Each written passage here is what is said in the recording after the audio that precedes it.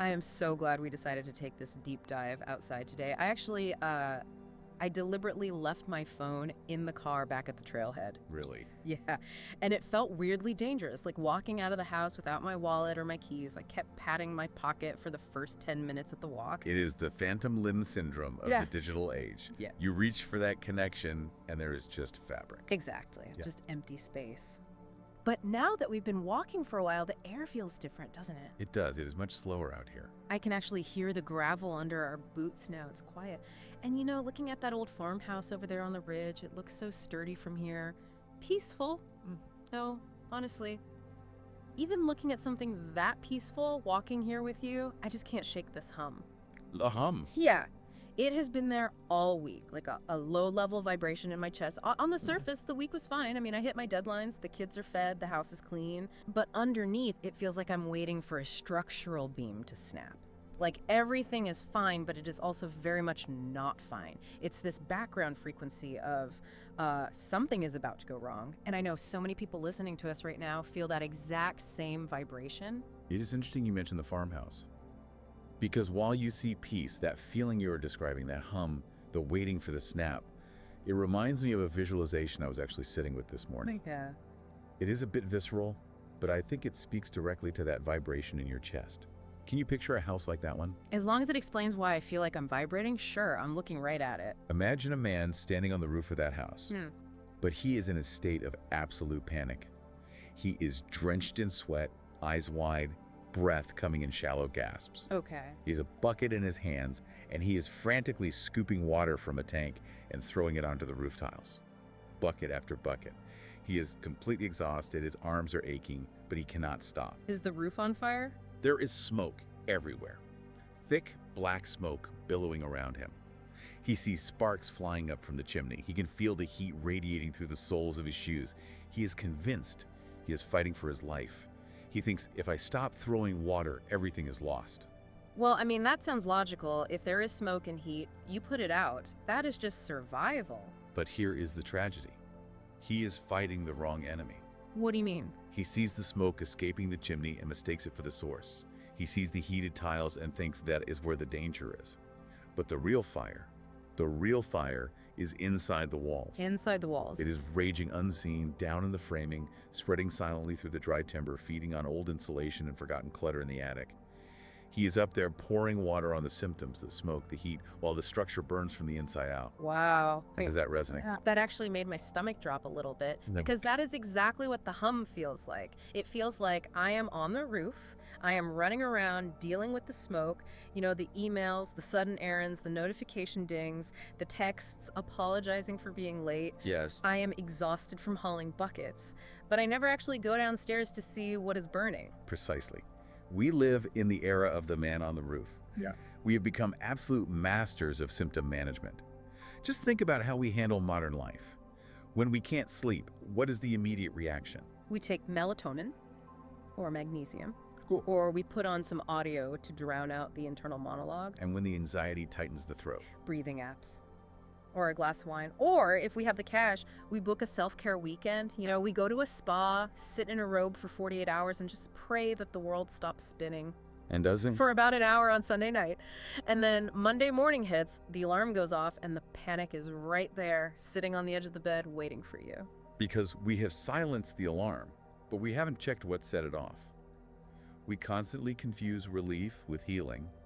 In the philosophy I study, specifically the Buddhist texts, this is called avidya. Avidya. I have heard that translated as ignorance, which frankly always feels a bit insulting. Like, I am not ignorant of my stress. I am very aware of it. I can feel it in my jaw right now. That is a very common mistranslation, Yeah. or at least a clumsy one.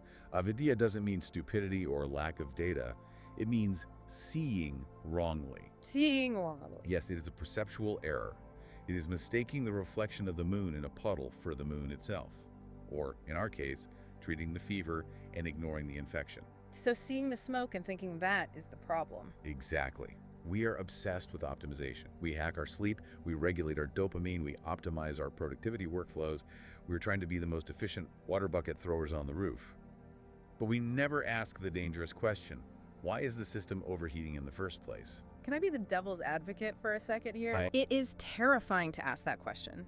It is not just that we are busy, it is that we are scared because the symptoms are loud. When you are having a panic attack or when you are so burnt out you cannot get off the floor, that pain is screaming at you. Yes, it is. It demands attention. It feels impossible, irresponsible even, to ignore the smoke when it is choking you. You are absolutely right. That is the nature of symptoms. They scream, but causes whisper. Causes vapor. Panic attack is a scream. Childhood abandonment is a whisper. Chronic fatigue yells. But decades of self-betrayal, that just murmurs in the shadows. It is woven into the fabric of your daily choices, your beliefs, your unexamined loyalties. Unexamined loyalties, that phrase really sticks. It sounds like we are loyal to a version of ourselves that is actively hurting us. There is a Tibetan teaching that says essentially, don't shoot the messenger. We treat pain as an enemy invasion. We want to nuke it, we want it gone so we can get back to work. But what if the pain is a courier? What if that anxiety isn't a chemical malfunction, but an echo of an unspoken truth? To silence it is to cut off communication with your own soul. So the mission, if we want to actually heal, is to stop pouring water on the roof. The mission is to descend, to put down the bucket, climb down the ladder, open the front door, and walk into the burning house. Not to fight the fire, but to understand it, to see what is actually fueling the flames. I have this friend. Let's just call her Maya. She's been on my mind a lot lately, and I think she is the perfect example of this. On paper, she is the unexpected winner of life. How so? Successful business, beautiful minimalist apartment, she eats clean, she has the meditation cushion in the corner of the room. She does everything right. But every 4 or 5 months, she collapses. I mean, fully crashes. She cannot stop crying, she is exhausted, and she is convinced she is a total fraud. And how does she handle the crash? The usual. She goes to therapy, she does a juice cleanse, she reads books on setting boundaries, she gets back on the horse, she treats the burnout. But then, 6 months later, it is the exact same crash. Different month, same collapse. Because she is treating the collapse. She is not treating the devotion to self-erasure that fuels it. Devotion to self-erasure, that is heavy, but isn't that a bit harsh? She is trying so hard. It is not a judgment of her character, it is an observation of her architecture. Her real pain isn't burnout. Burnout is just the smoke. The fire in the walls is a belief system, likely forged long ago. Maybe a script that says, I must be perfect to be loved. Or if I stop producing, I will become invisible. With her, I think it is utility. If she isn't useful, she doesn't exist. Then that is the feel, that is the dry timber in the walls. And this brings us to the concept of karma. Now, in the West, we butcher this word. We think it means cosmic justice. I stole a candy bar, so now I got a flat tire. Right. What goes around comes around, the universe keeping score. But karma literally means action or doing. And in the context of the mind, it means pattern. It means momentum. Think of a snowball rolling down a hill, or a river carving a canyon. Okay, momentum. I can picture that. Every time Maya ignores her fatigue to answer one more email because she fears being useless, she is reinforcing a neural pathway. She is casting a vote for the belief that says, my needs do not matter. Wow. She is adding momentum to that pattern.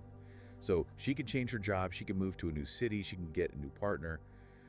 But if that inner stance, that inner relationship to her own worthiness remains unchanged, she will recreate the same burning house in a new zip code. That feels almost unfair. Like we are trapped by our own history. It explains why people leave toxic relationships and immediately find someone else who treats them the exact same way. The scenery changes, but the script stays the same. It feels like a trap until you realize that you are the one writing the script.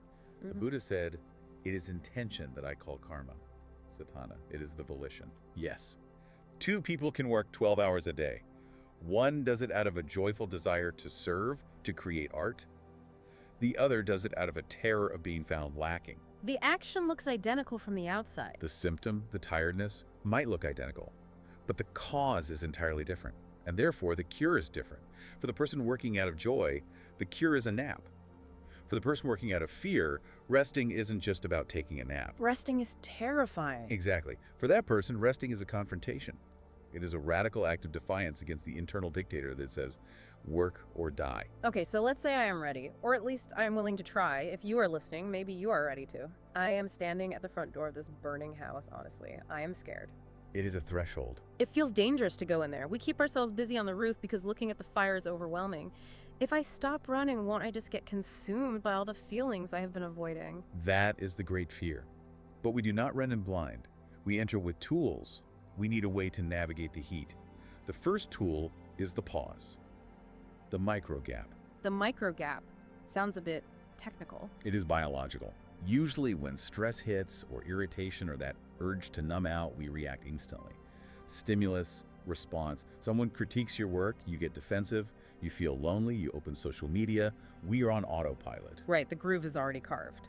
The pause is simply stopping for 3 seconds before the reaction. 3 seconds feels like an eternity when you are angry. It is. But in that space, you ask a question. What am I trying to avoid right now? What am I trying to avoid? That is confronting. Usually the answer is feeling inadequate, or feeling small, or feeling like I am not in control. And that leads to the second tool, the inquiry. When the symptom arises, let's say it is that tight chest of anxiety we talked about, instead of reaching for the phone to scroll, you sit with it. You just sit and you ask, what story am I believing right now that makes this feel unbearable? It is always a story, isn't it? I am going to get fired. They hate me. I am behind in life. Always. These are the saskaras, the mental formations. They are lies we've outgrown but still wear. But we treat them as absolute truth. When you ask the question, you turn on a light in the dark room. You see the monster is just a pile of old clothes. I love that image. But I have to ask, sometimes the monster isn't a pile of clothes. Sometimes it is real trauma. Sometimes the boss does hate you. What then? That brings us to the third tool, which is perhaps the most powerful, but also the hardest. The ritual of reclamation. This is about neuroplasticity, rewiring the brain through action. You choose one small act each day that defies your old pattern. Just one. Give me an example. Make it concrete for us. If your script says rest is laziness, then you rest for 10 minutes. But here's the key. You do it without justification. You do not say, I am resting so I can work harder later. You do not say, I earned this because I did the dishes. You just rest. Oh, that makes my skin crawl just thinking about it. To just exist without earning it. That goes against everything we are taught. It feels like a rebellion, doesn't it? Yeah. If your script says, I must be nice to be safe, then you say something honest that might be slightly disagreeable. You reclaim a piece of territory from the fire. You are telling your brain, look, I stopped performing and I did not die. I am safe. It sounds so simple, but I can feel the resistance even just talking about it. We hold on to these patterns so tightly, we think they protect us. We do. We think our productivity is armor. We think our helpfulness is currency. We think our calm is strength, when often it is just dissociation. We are terrified that if we put these things down, we will be vulnerable. It reminds me of, well, we all have those heavy things we carry. Duty, responsibility, being the strong one in the family. It feels noble to carry them. There is a Zen story about this that I love. It speaks directly to that false nobility. There was a monk who carried a heavy stone on his back for years. He believed it was his sacred duty. His back was bent. He was in constant pain. He could barely walk. Just a literal stone. A literal stone. One day he asked his teacher, Master, how long must I carry this stone? The teacher looked at him and said, put it down. Just like that. The monk was shocked. He said, but it is my responsibility. It is my burden. It defines me. The teacher smiled and said, then carry it forever. Oof. Then carry it forever. That is cold. It is a brutal kindness. The teacher saying, you are the one holding it. You are the one deciding it is necessary. The universe is not asking this of you. You are asking it of yourself to prove you are worthy of existing. That hits home. We carry stones labeled loyalty or discipline, and we think putting them down is weakness. But you are saying true strength is knowing when to put it down. True strength is knowing how to mend from the root. It is asking, is this mine to carry? Or did I pick it up to prove something? But what about the really dark stuff? The things that aren't just duties, but, well, demons. The parts of ourselves we really do not want to look at. The shame, the rage, the fire in the basement. I feel like if I go down there, I might not come back up. It feels safer to keep that door locked. The basement. This is where the Buddhist thought gets fascinating, and perhaps a bit counterintuitive for the Western mind. It talks about the lotus in the mud, you know, the lotus flower. It is the symbol of enlightenment. But it does not grow in clean, sparkling water. It grows in the muck, in the decay. The mud is necessary. The mud is the raw material. In the Vajrayana tradition, there is a practice called chud. It translates to cutting through. It involves a visualization where the practitioner offers their own body to the demons. Well, wait. You offer yourself to the demons? That sounds completely psychotic. That sounds like giving up. It sounds like suicide of the ego, yes. We usually run from our demons. We fight them, we repress them, we analyze them to death, but in chud, we feed them. Because the insight is this: the demons are not outside of you. They are exiled parts of yourself. They are the parts of you that are screaming for integration. So the fear, the anger, the shame, they aren't monsters trying to kill us. They are orphans trying to come home. Think about a time you felt intense jealousy. We usually shame ourselves for it. I shouldn't feel this, I'm a bad person.